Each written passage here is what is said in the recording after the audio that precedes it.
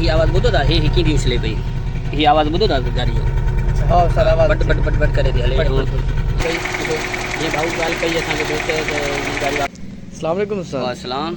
उस्ताद दोस्त हिकिड़े personal message कयो आहे त उनजी जेका गाॾी आहे कल्टस गाॾी आहे, जीअं हुनखे स्टार्ट करे पियो त उनजी इंजन ना वाइब्रेशन पई महसूसु थिए ऐं साइलेंसर ना बि उनजो हिकिड़ो धड़ धड़ धड़ धड़ धक धक माना आवाज़ु इरेगुलर पियो अचे, इंजन ना वाइब्रेशन ऐं थोरो मिसिंग टाइप आवाज़ पियो महसूसु थिए, त इनजो सबबु छा थो थी सघे? इहो दोस्तनि खे ॿुधाईंदासीं। इन जो सबबु इहो आहे त ही गाॾी कल्टस फ्यूल इंजेक्टर में इहो तक़रीबन EFI में आहे। EFI में ठीकु आहे। EFI फ्यूल इंजेक्टर वारी जेका गाॾी हूंदी आहे न, जी जी, इहो उन में इशू थींदो आहे स्टार्टिंग में, ऐं गाॾी रेस बि न खणंदी आहे अहिड़ो, ऐं माना धड़ धड़ कंदी, सॼी इंजण बि थोरी वाइब्रेशन कंदी आहे, ॾकंदी आहे। मक़सदु कोई हिकिड़ो हा बिल्कुलु। ऐं पोइ साइलेंसर में आवाज़ ईअं माना ईअं उछलंदी आहे फटके वांगुरु। फटके वांगुरु। जी जी बिल्कुलु। पोइ हिन गाॾी में अगरि हा इहो हूंदो आहे फ्यूल इंजेक्टरनि जो थोरो इशू हूंदो आहे, जेके गिरपन दिरपन जो सेटिंग जो इशू हूंदो आहे। अच्छा पहिरियां इहो मां तव्हांखे छो त ॿुधायां थो, दोस्तनि खे चओ लाइक कयो, सब्सक्राइब कयो।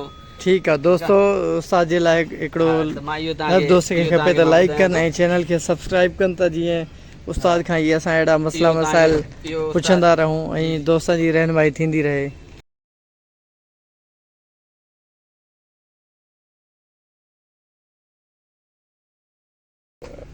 ॾेखारींदासीं। हाणे हीअ गाॾी जीअं फ्यूल इंजेक्टर वारी आहे, हिन में इहो इशू हूंदो आहे त कंहिं बि इंजेक्टर जो अगरि किथां बि का वायर टुटल हूंदी इंजेक्टर जी, या कंहिं इंजेक्टर वटो किथां गिरपिन जो ढरो हूंदो आहे, उनजे करे बि इहो इशू थी वेंदो आहे। अच्छा इंजेक्टर्स हीअ जेके इंजेक्टर आहिनि ही वारा, ही 4 इंजेक्टर। मक़सद ये 4 सिलेंडर में त 4 इंजेक्टर, अगर 3 सिलेंडर में हुंदी तो उन में 3 इंजेक्टर्स। पर कल्टस में 3 सिलेंडर में इंजेक्टर ना है। अच्छा जी जी जी, वो सादी आ रही है 3। ओके 4 सिलेंडर इंजेक्टर में ईंदी आहे। जी जी बिल्कुल ठीक है उस्ताद। हाणे असां तव्हांखे स्टार्ट करे ॾेखारींदासीं। स्टार्ट करे ॾिसो इहो मसलो कीअं पियो अचे।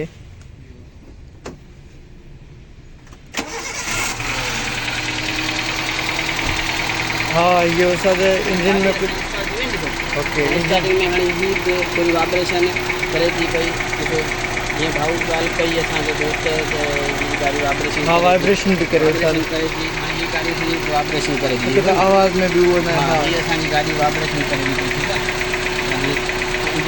इंजन बचे थी। हाँ हिकु त वाइब्रेशन जो इशू हूंदो आहे, अक्सर गाड़ी वाइब्रेट कंदी आहे ऐं ॿियो जेको दोस्तनि अच्छा इन सां गॾोगॾु साइलेंसर जो बि असांखे प्रॉब्लम फील थींदो। हाणे ही तव्हां ॾिसो साइलेंसर जो, हाणे ही आवाज़ ॿुधो था, ही कीअं थी उछले पई, ही आवाज़ ॿुधो था गाड़ी जो? हाँ सर आवाज़ बट बट बट बट करे थी हले।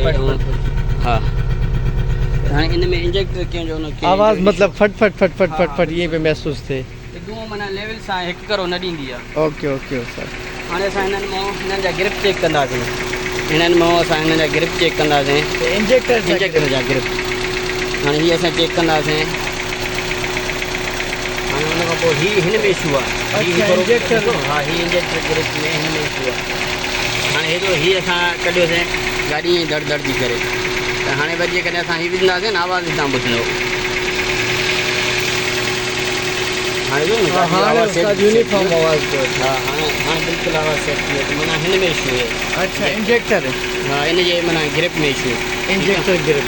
हाँ हाणे साइलेंसर जो आवाज़ त हाणे वरी स्मूथ में ॿुधो था। हाणे ॿुधी था ॾिसो पिया। हाँ हाणे इंजेक्टर्स खे चेक कयो त ओके थी वई आहे। हाणे आवाज़ बि हिकु करी थींदी।